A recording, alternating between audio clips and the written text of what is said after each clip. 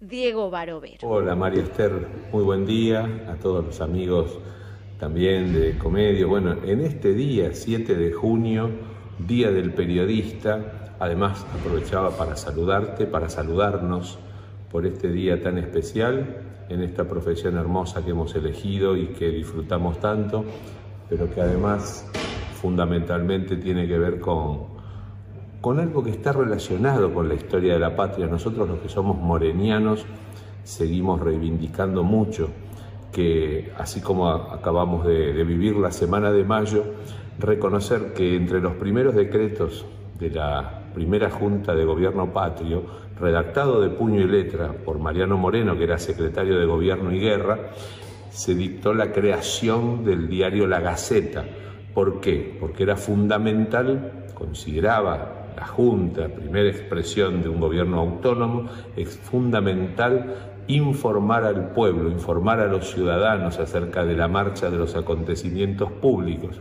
Es decir, ahí ya está el germen del republicanismo, de la obligación moral y política e institucional de los gobernantes de informar al pueblo y además la libertad de expresión. La Gaceta fue entonces el primer medio periodístico que circuló por estos lares, que fue obra de la primera Junta de Gobierno y en el que tuvo especial protagonismo Mariano Moreno como redactor del decreto y luego como director de la misma, y en la que también participaban como redactores otras dos figuras extraordinarias de nuestro proceso revolucionario e independentista, como Manuel Belgrano y Juan José Castelli. Ambos, junto con Moreno, terminaron siendo ese gran trípode sobre el que se sostuvo buena parte de la ideología de la Revolución de Mayo y que hizo posible nuestra independencia. Y viene a cuento porque además el día 7 de junio fue establecido como Día del Periodista en un congreso de periodistas que se realizó en Córdoba el 25 de mayo de 1938.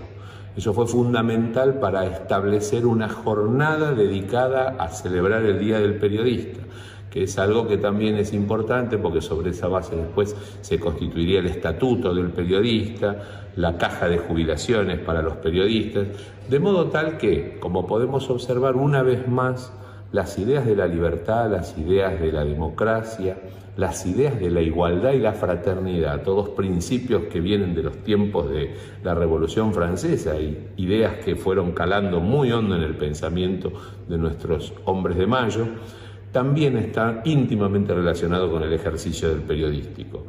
Entonces me parece importante además resaltarlo en este contexto en el que hay un velado o cada vez menos velado y más categórico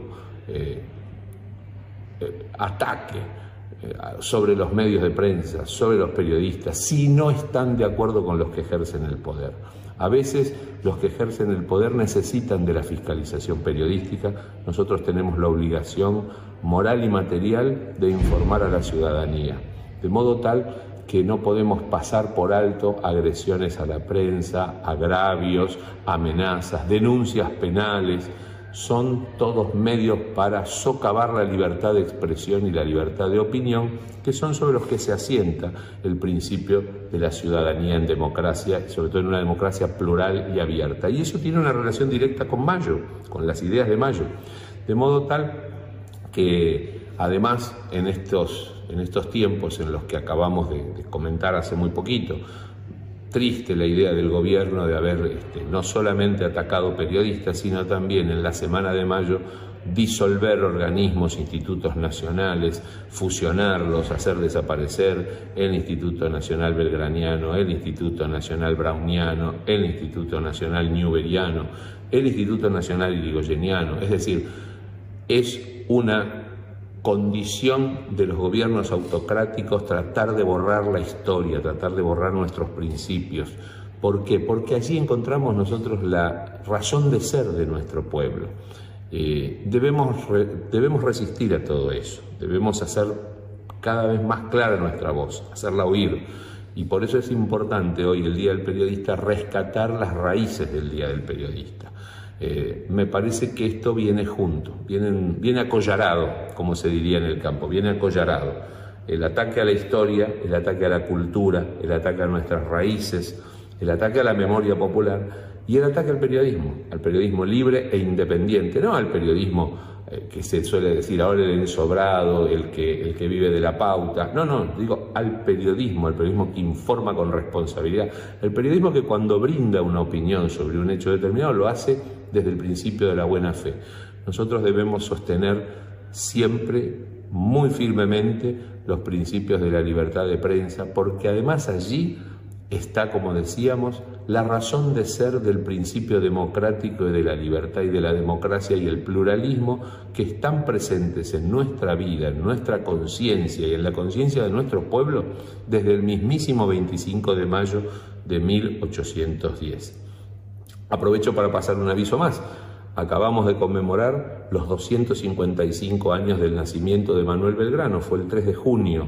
Además, como él fue secretario del consulado, se lo considera el Día del Profesional de las Ciencias Económicas, porque fue él un introductor del estudio de las ciencias económicas en lo que entonces era el Virreinato y luego serían las Provincias Unidas del Río de la Plata. Belgrano, a quien vamos a volver a conmemorar este mismo mes, dentro de pocos días, el 20, en lo que llamamos Día de la Bandera, porque es el creador de nuestra enseña nacional, pero es el día de su muerte. Una muerte triste, una muerte en soledad, una muerte en la pobreza, pero una muerte ejemplar, una muerte que marcó rumbos y que además nos sirve de ejemplo y de legado para poderlo transmitir a nuestras jóvenes generaciones.